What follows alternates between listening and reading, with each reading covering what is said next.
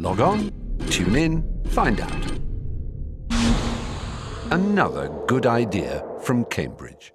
So this is Rainer Schwabe. We'll be talking about individuals are different. So pass over to you. Thank you.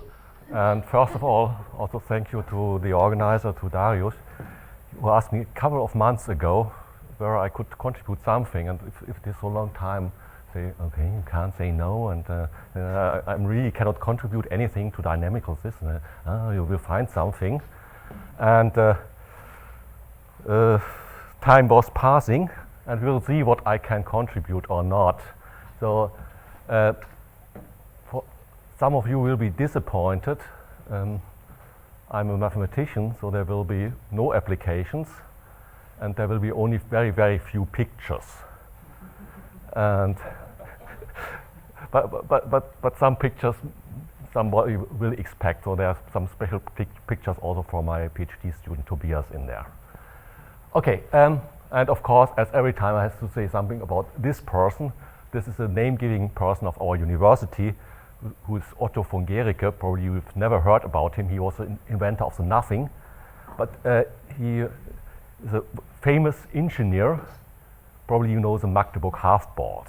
So he was a person who did invent them, and so he invented the vacuum. Okay, well, and this is moreover, this is our famous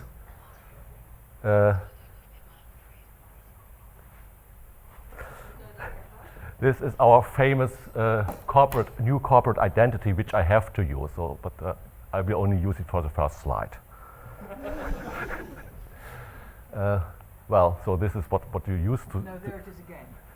Yes, but this is wrong. But probably I will be fined for that, because I don't use this where there's only very few places left for what you want to say. Besides that, you have to say that you are from this university. Okay, and if you have some questions, you could. There's an easy email address you could send some message to. I will check it tomorrow. Okay, so what I'm going to talk about is, or what my favorite topic now is, that I want to stress that there might be effects which come from individuals. So so in engineering this might be not so play such a role, but for example we had an example this morning about measuring of glucoses. So this has a strong impact of the persons where you measure. If you have repeated measures, this might depend on persons or on, let's say, if you have animals involved. If you have only one line of measurements, then if you are interested in Dutch cases only, then you can go out and do something better with the next 20, 30 minutes or so. Okay. And I want to show some implications on the design of experiments, although this is only a very first draft, and I will show you more problems than solutions, and hopefully in the next talk by Tobias, after this talk, he will give some solutions to that. So usually the young people have to do the difficult work, not me. So outline is, we have oops, I was too fast. We have 5 topics. I will start with a short introduction, and then I will speed up. So when I was preparing the transparency, I didn't really know what the audience is, so probably most of you will be bored by the first 3 sections, so I will rush through that. But maybe it's just good for the notations. Something about linear models, linear mixed models. Mixed stands for random coefficients in this context, so these are the individual effects. Something about nonlinear models to see what the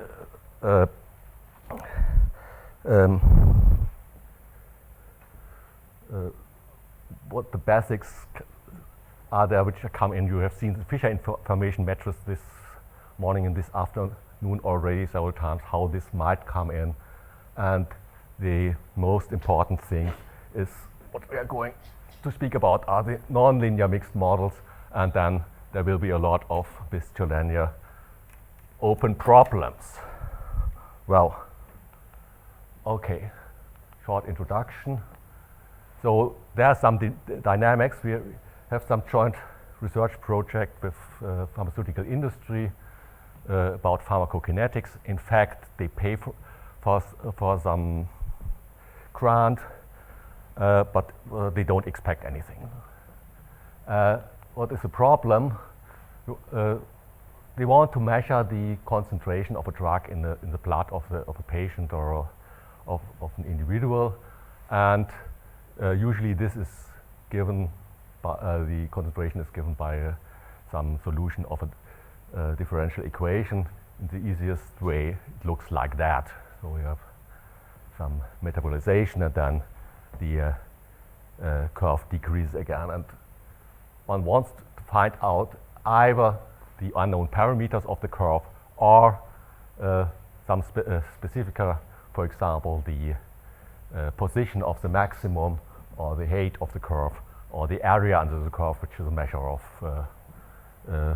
how long or in which amount the drug can act on the body. Well, and what we want to find out is what are good time points. This is a design time points to measure the concentration in the blood of a person. And of course, there are some ethical constraints. We can measure not 100 times, so because the individual would then be empty. So usually it is only a small number of times, 3, 4, 5 times. And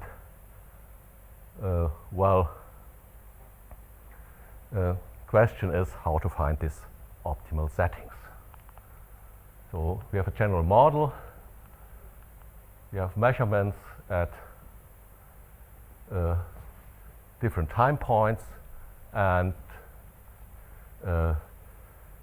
we have a response function mu, which either is the mean function of the response or it is subject to some error. And within this function mu, which is assumed to be known in its structure, we have some unknown parameters. So if you think about this pharmacokinetic curve, we have the structure of the function, but we have the unknown parameters alpha, beta, and gamma, which were occurring there. Okay, and these are the basic parameters which we are interested in, and to describe the curve. So so either the parameters are of interest by themselves because they have special interpretations, or what I'm more interested in, I want to estimate the whole response function as a function itself. So, and what I assume throughout that the observations are uncorrelated. So usually this will be not the case in such repeated measurements, but we will see how correlation comes in nevertheless, and we will make some assumptions on the variance or on the distribution of the observations. Either that they are, usually I will assume that they are homoscedastic, or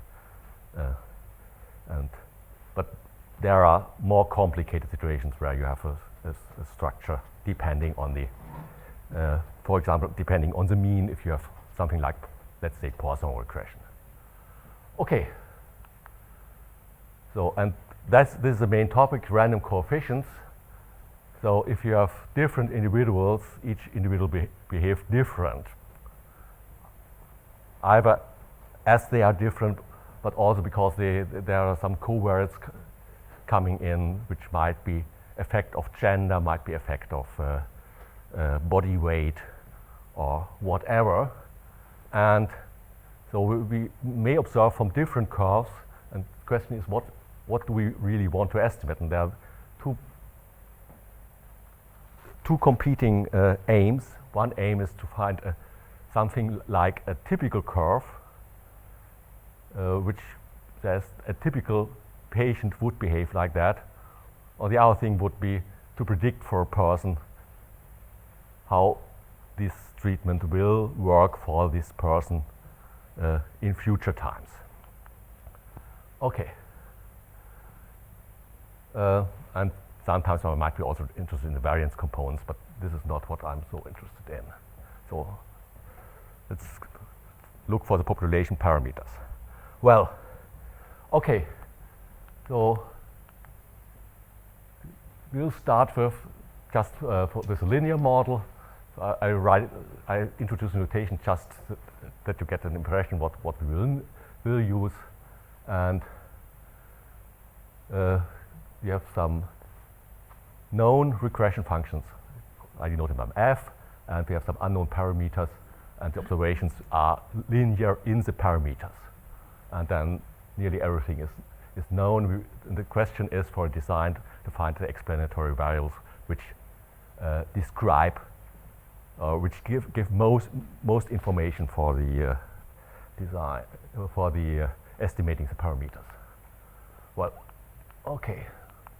So this is known to, we have some vector notation. What you should keep in mind is the design matrix which collects the regression functions at the design points.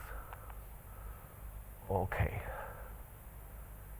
So, and the linear regression model has already been mentioned today, and we will find out what has been mentioned, that it will be optimal in a sense to observe at extreme values. So this fits in the linear model context. And what kind of estimation? Two competing approaches. One is approach by doing least squares, and the Gauss-Markov theorem tells us that the least squares estimate is the best linear unbiased estimator, and the covariance matrix is given essentially as the inverse of the information matrix, which is defined as design matrix transpose design matrix, eventually weighted by the variance factor. And we can rewrite it in such a way which will make it easier for optimization problems. So, and competing is normal theory, and now the Fisher information comes in, which is the covariance of the score function, and in fact it is essentially the same. It coincides with the information which we have from Gauss-Markov estimation. So, but the Fisher information assumes certain underlying normal distribution in itself. Okay, well, let's see. So, so what is a design? A design is to find out the design points, what I mentioned in the beginning. And we have to go to the information matrix, and we have to choose the design points, the time points here, in order to maximize the information or minimize the covariance matrix. And doing so is a little bit difficult. So as has been already mentioned before, we have to use some scalar criterion, which I will mention in a while, or we want to minimize the, which I prefer, we want to minimize the prediction variance function. So this is the variance of prediction, the response function at time point d, or at explanatory variable value t. Okay. So here are the different letters of criteria. We have seen the even some more. I don't like this E criterion because it is, has some not so nice properties. So D criterion is used in many cases, and it's very popular as it has some analytical properties, but I would prefer this criterion for which are based on the variance function. But anyway, we'll stick to the D criterion, which has something to do, as has been mentioned already twice today, with the volume of some confidence ellipsoid. Whoever might be interested in that. Okay, so interpretation, everything.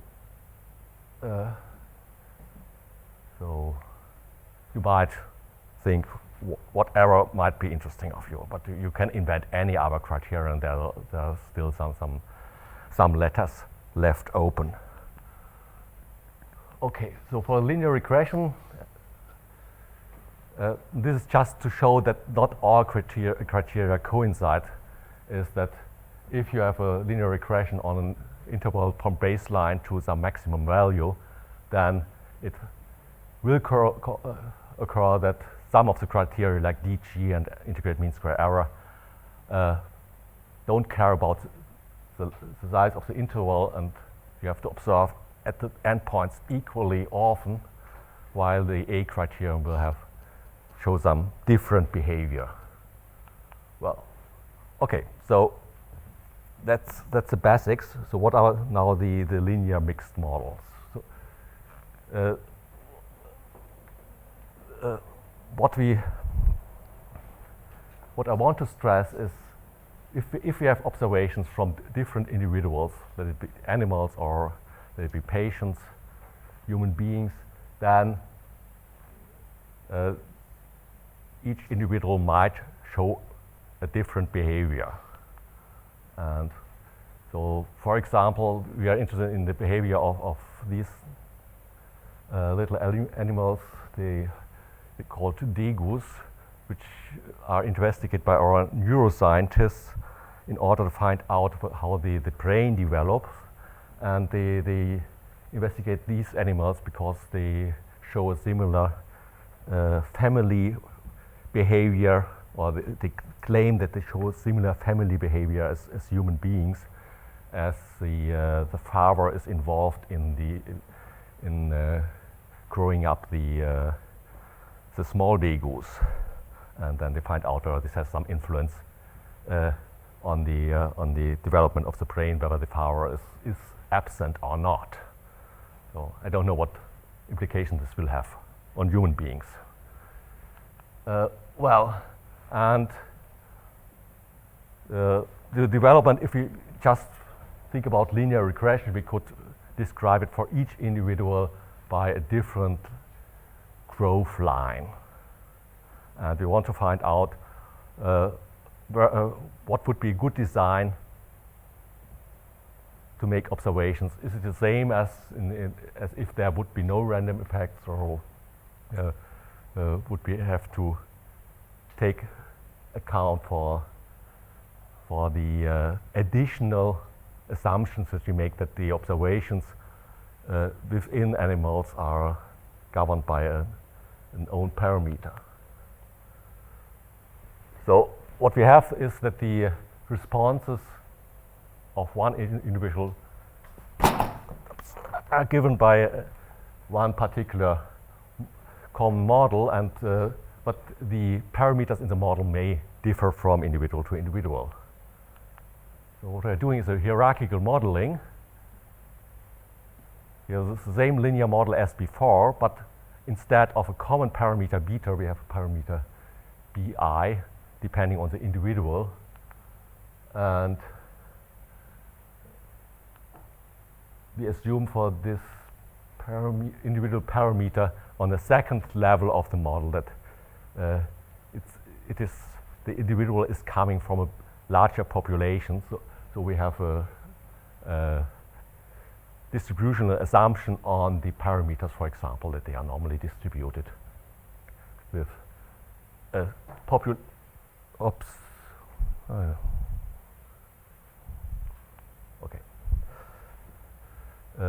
with a common population parameter and some dispersion matrix.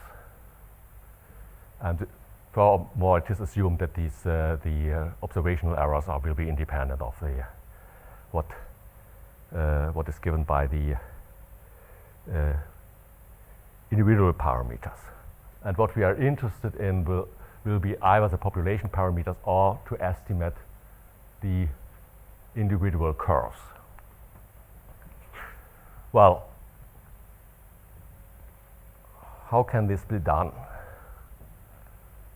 So, first of all, we can rewrite the individual observations. So this is standard to split up the effect of the population and then the individual deviation from the population mean.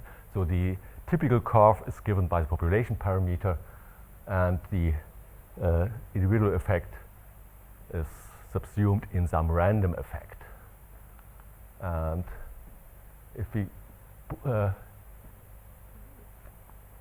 put these things together, we find out that now the observations within one individual become correlated because they are all based on the same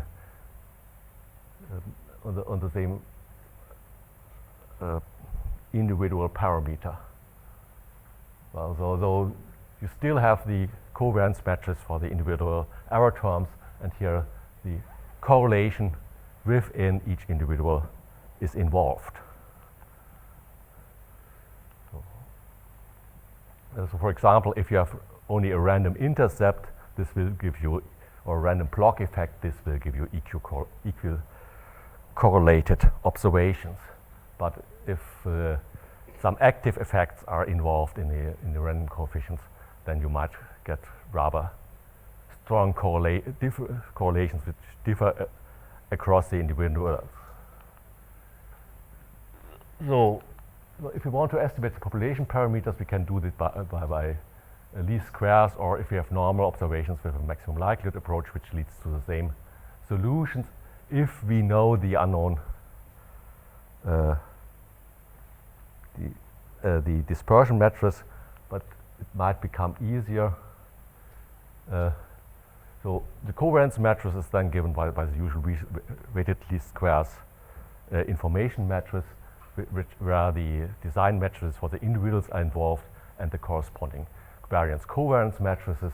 And a side remark is that the individual information might be decomposed additively into the or the covariance might be decomposed in the covariance coming from the design and the covariance coming from the original parameters.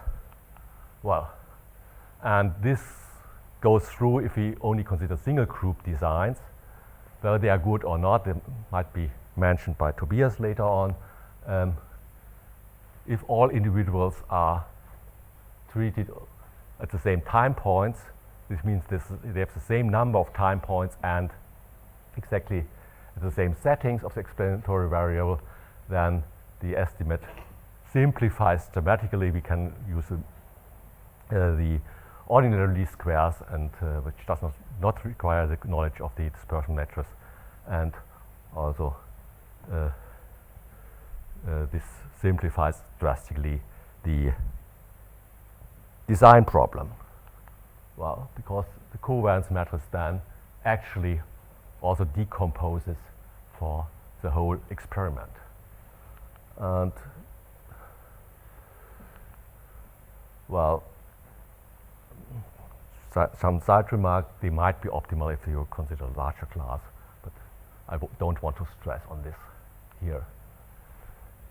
So if we consider some different criteria, if we, for example, if we consider linear criterion like the integrated mean square error criterion, which I favorize, or some A criterion, then these act linearly on the covariance matrix, and therefore the optimal design problem is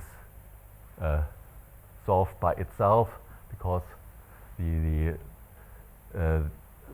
contribution by the dispersion matrix is constant, and we can solve the classical problem. So that's not interesting at all. So we can take the same optimal design we know from the standard case without individual effects. So, well, if you take the classical criterion, for example, D criterion, then this does not hold, because the determinant of a sum is not the sum of a determinant, so you have some additional problems, and in fact you might get different optimal designs. I don't want to stress too much on how they look like, but I will give one simple example. So first, good news: if you have only a random intercept or a random block effect, then everything is fine. You can use whatever you're used to use. The designs do not depend on the variance of the intercept, but if you introduce a more complex structure with random slopes, this will change, although this might look a little bit artificial, but just to illustrate what's going on. So the designs for different criteria might behave different. For example, if you have the D criterion says, okay, you should, if you have a large variability in the slope, you should do most observations at baseline at 0, where it is easy to observe, and only very, very few observations at the high level, where you have this big difference because you can't improve it much. For the criterion which looks at the maximal value of the prediction variance, it is opposite. There you have to put most observations to the high level in order, because it is, you want to govern the variability where it is difficult.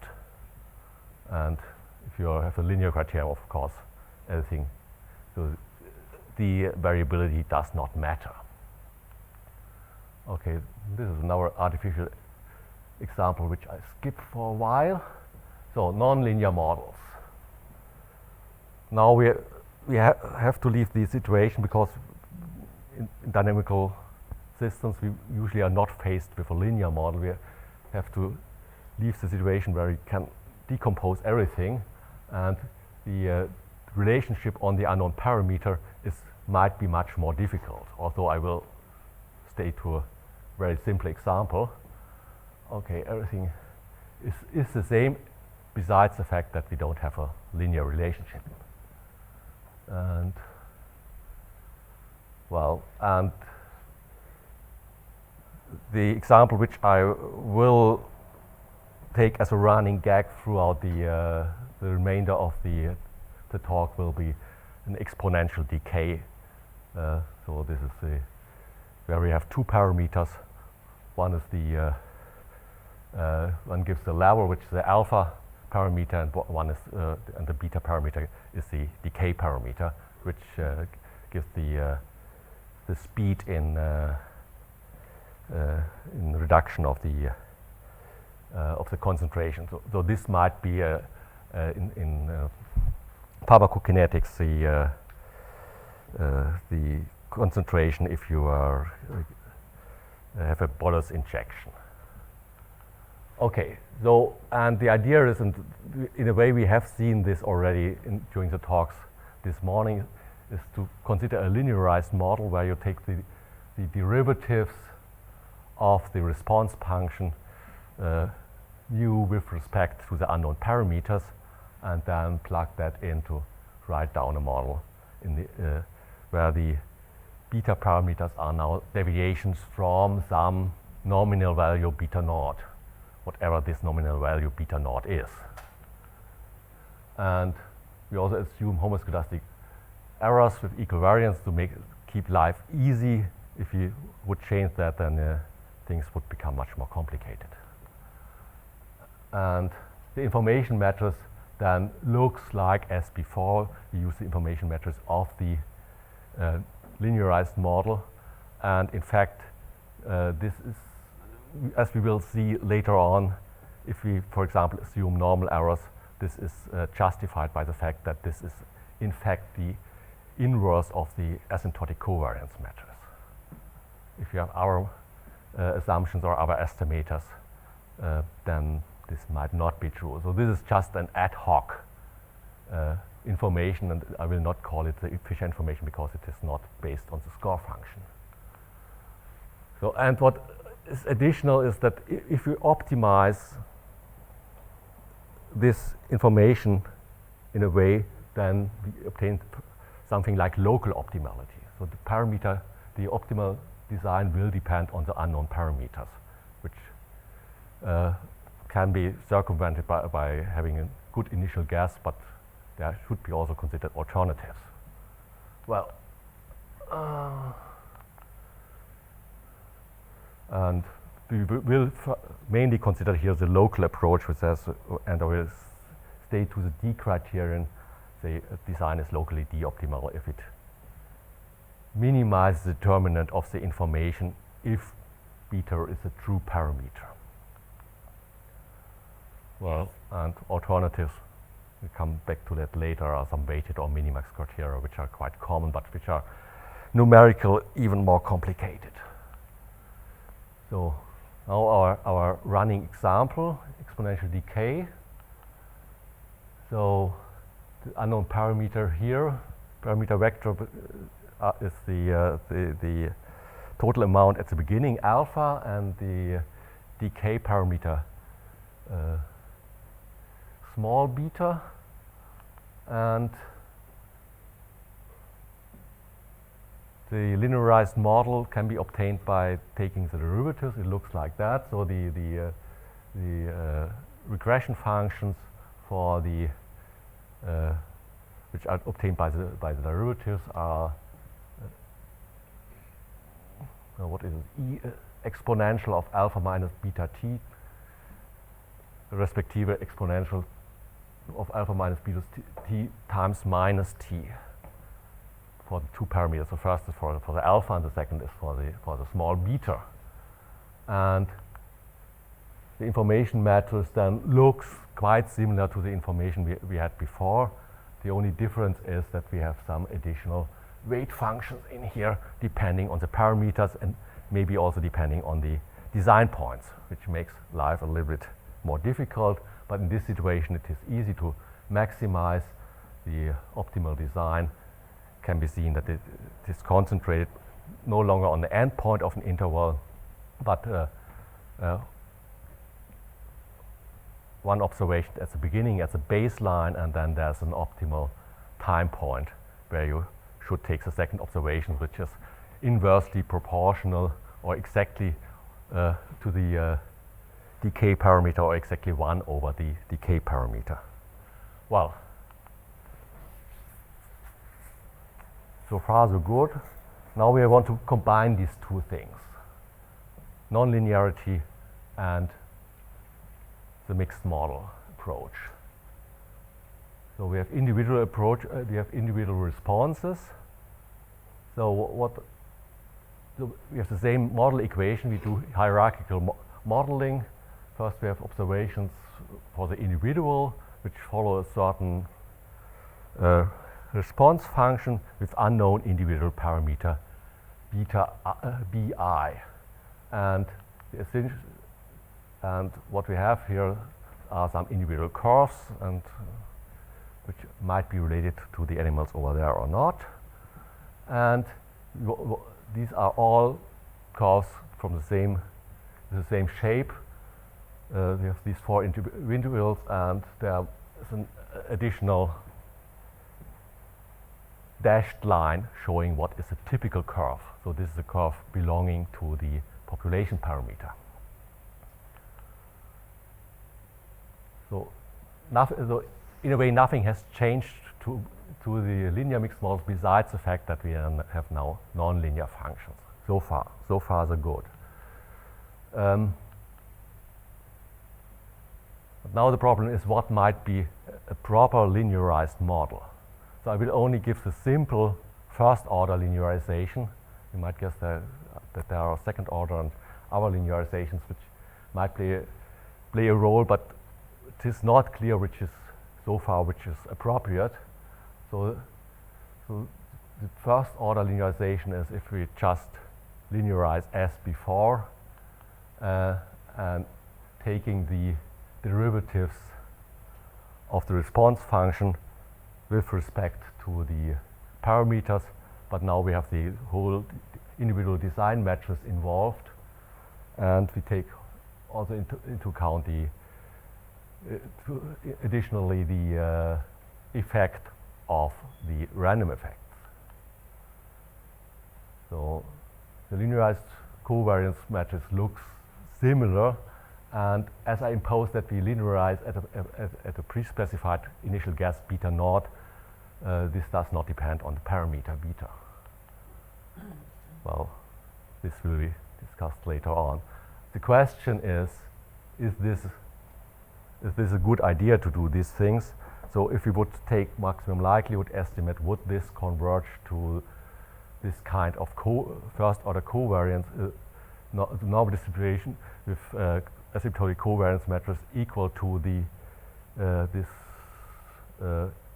inverse of the information matrix obtained by first order approximation, and this is definitely something which is still open, probably not true.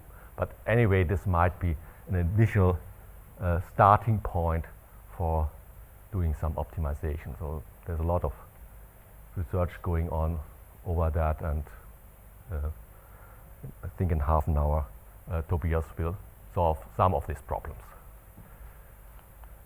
Okay, if you take this approach for our simple example, does this lead to change? So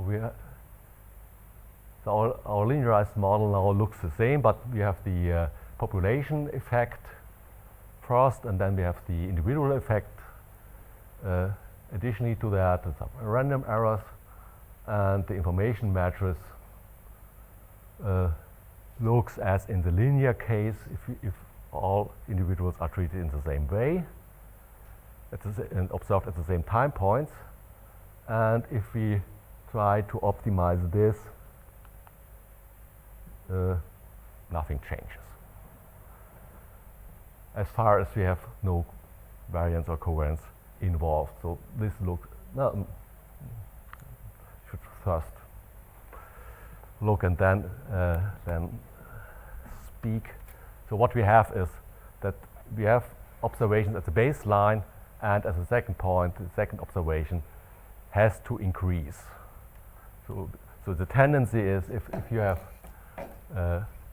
dispersion between the individuals, you should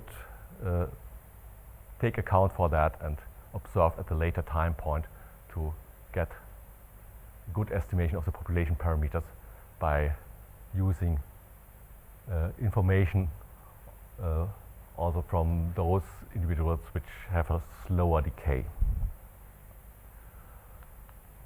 Well, so essentially it's this difference, and also this optimal solution heavily depends on the dispersion matrix, and I have no explicit solution for that so far. Okay, if you want, so the opposite thing is to do some prediction and find out what are the individual curves. And the problem is if you look too late, then some of the individual curves may have already faded out, and this will come out also if you consider the corresponding optimal design. So what you see here is only the first part of the information which has to be maximized. Yes. So this is some kind of Bayesian, or known as Bayesian criteria from Gladys and Pilz, but there's something else what is also involved, which is indicated by the three dots over here. And if you solve this problem numerically, you will find out that you have to do just the opposite which you should do if you want to estimate the population parameters. So of course baseline is involved because this is necessary for the size alpha at the baseline, but additionally you have to stop to measure earlier in order to cope for all individuals. Well, and this also depends on the unknown on the dispersion matrix. So we can also only get locally optimal design, not only with respect to the unknown parameters beta, but also with respect to the dispersion or those variance components. Okay. And another thing is how to model this this random effects. So in order that the characteristics of the typical function of the population function gives an answer to the question for the individuals.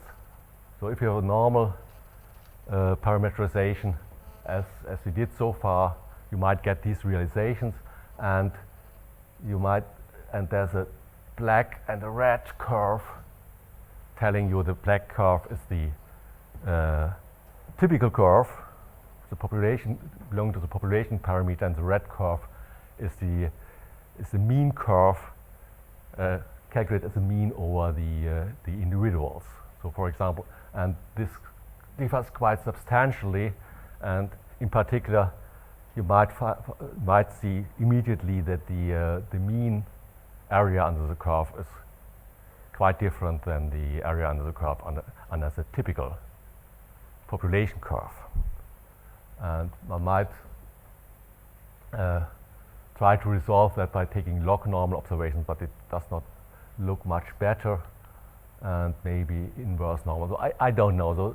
So parameterization matters, and whatever we do, the mean curve is typically not the typical curve. So the best situation is still in the inverse one. If we have no random intercept, then they coincide. So this might be one of the. So we have much more freedom here than in our modeling. So reparameterization will lead to different problems because we make different assumptions on the distribution, underlying distribution of the random coefficients. So this has surely impact on the on optimal designs, and is open work for the future for everybody who wants to do that. Okay, some mixed pickles at the end. So we have so far considered locally optimal designs. They depend on the unknown parameters, beta, and on the dispersion, and they may badly perform if we have misspecified these parameters.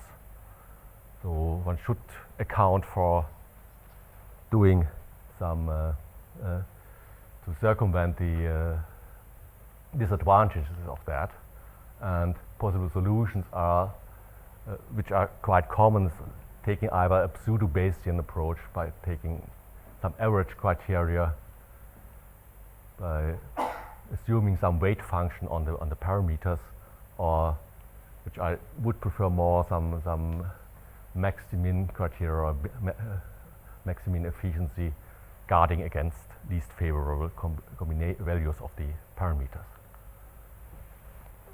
So okay, so the weighted criteria, for example, this is one of the most favored criteria for the D criteria versions for the D criterion, and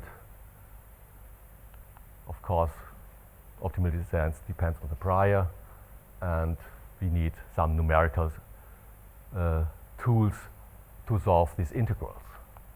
So just to exhibit what's going on with our example, if you have exponential decay, then the optimal design will be again concentrated as a baseline at the second point, which is now 1 over the mean of the parameter values if the dispersion of the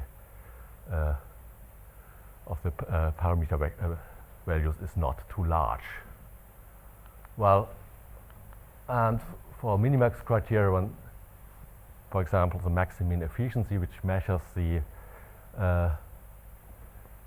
aims at maximize the minimum relative efficiency here for the D criterion, then which means some standardization. This is not the worst case, not kind of E criterion, but it guards against relative to what you can do.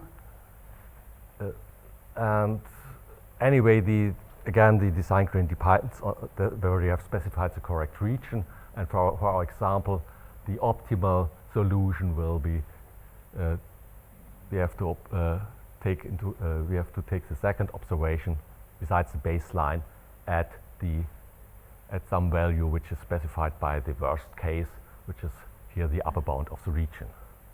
Okay, this is some finger play, but there are still a lot of further problems to be considered. First is concerning model specification. Well, what I mentioned was a parameterization, which kind of dependence on the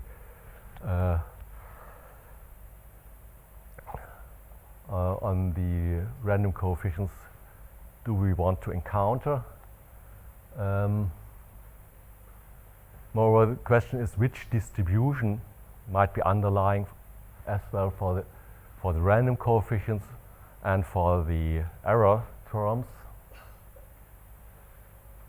And is this this correlation structure which we build up with the random coefficients sufficient to describe all the correlations which are present within one individual, or is there additional correlation possible which depends on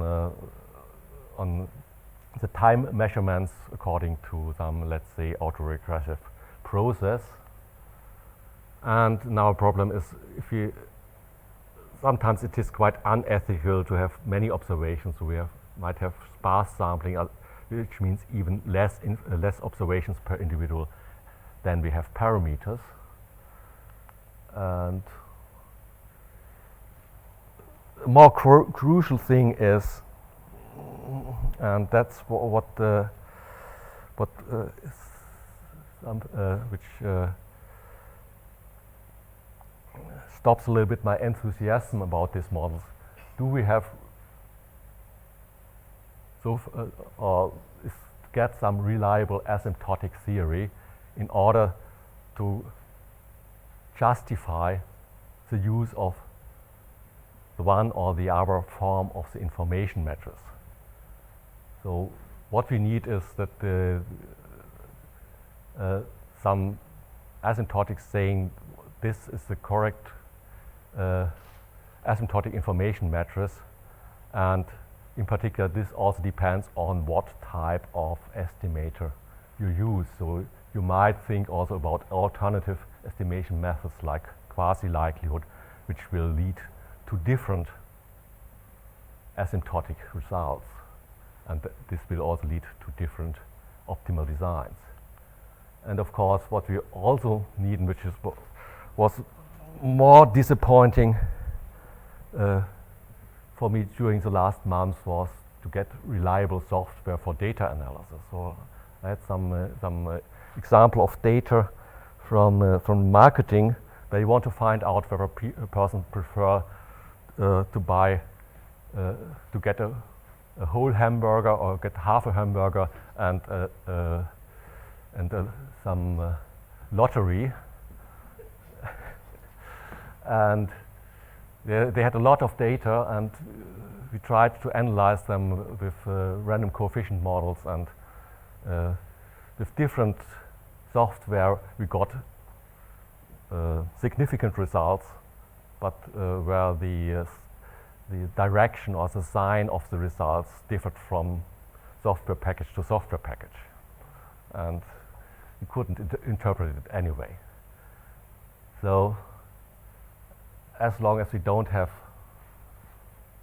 reliable software available, I'm not quite sure whether it makes much sense to optimize the experiment if we cannot analyze them afterwards. Well, so that's for today. Thank you. And I'm a little bit early, but I Perfectly timed. yes, Time for questions. time for questions.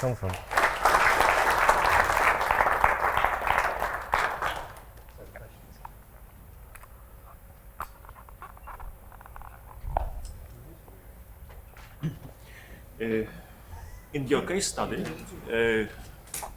optimal design was basically the same as the optimal design in the usual framework.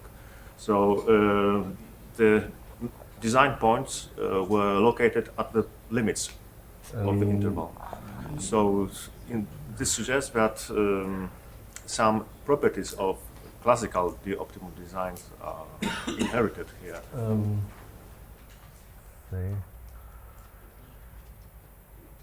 So, okay, exponential decay.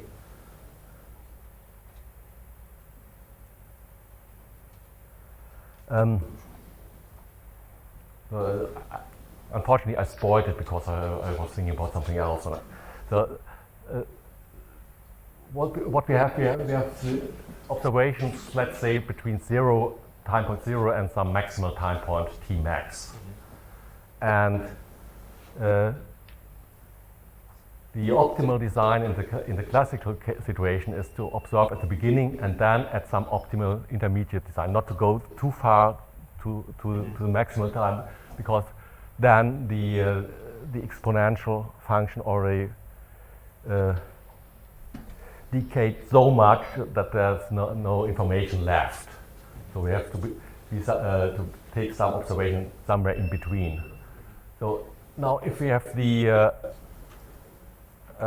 random coefficients involved, this gives a slight shift that we have to increase this time point, this optimal time point, if we want to estimate the population parameter. And on the opposite, if we want to predict the individual curves, we have to deflate this time point a little bit. But I guess that the classical optimal design will be rather efficient in most cases for the most parameter situations. But they are not exactly optimal.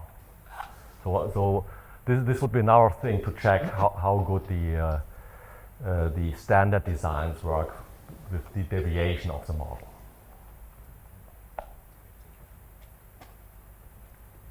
Rainer? Yeah. Are you going to actually name these commercial software that give conflicting results?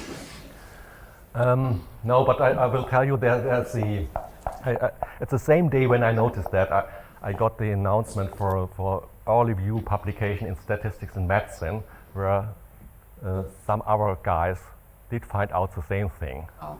And there you can find names of the software. In fact, they claim that they investigated generalized linear mixed models with binary data, and they found out that the most reliable software was SAS nonlinear mixed models, which is too expensive for us to use. Mm-hmm. Yeah. You mentioned design for the prediction of BI, I think, Yeah. for region. And I didn't understand clearly what you mean by that.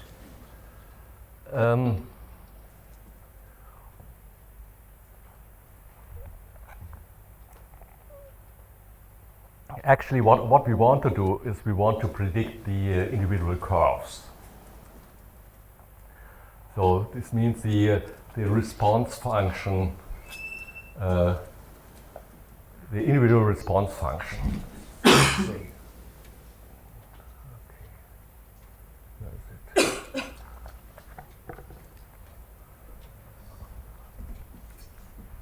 In fact, so we are interested to give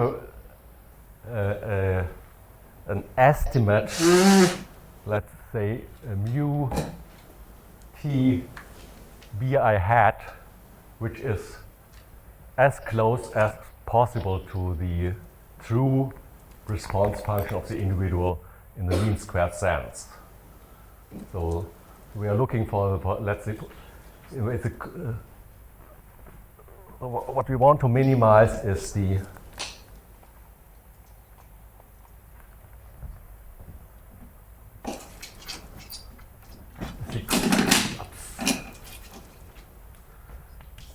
covariance of let's say some predictor bi hat minus the true value bi.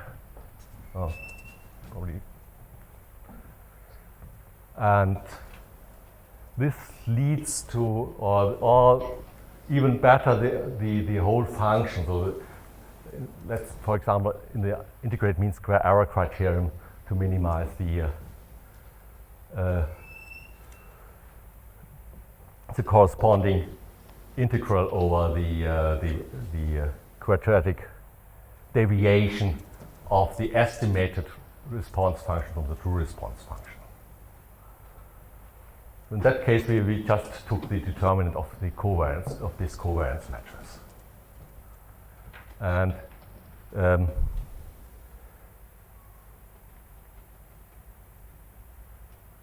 it needs some more calculations, which we can discuss later on.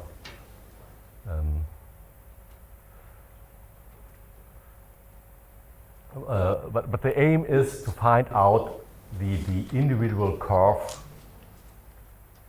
for each individual. For example, the area under the curve for each person, which is a realization of a random variable, but we want to get as close as possible to that latent variable which we cannot observe. And this, in this random coefficient models, these let's say in the linear model, this is the best linear unbiased predictor, which depends on the data obtained from the individual, but also may depend on the observations from the other individuals involved in the experiment. Okay, we have one last question.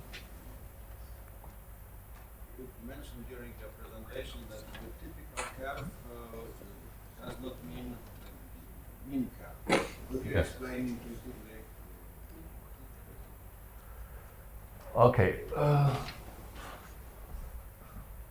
Maybe.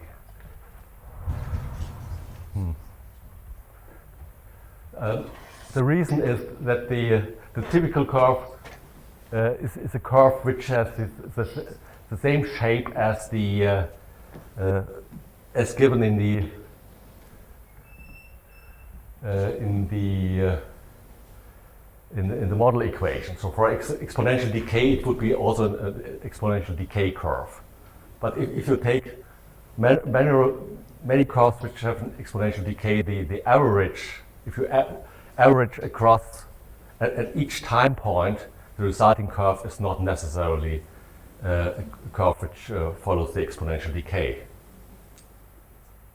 So it is smoothed somehow across the time. Okay, thank you very much. Thank the speaker once more.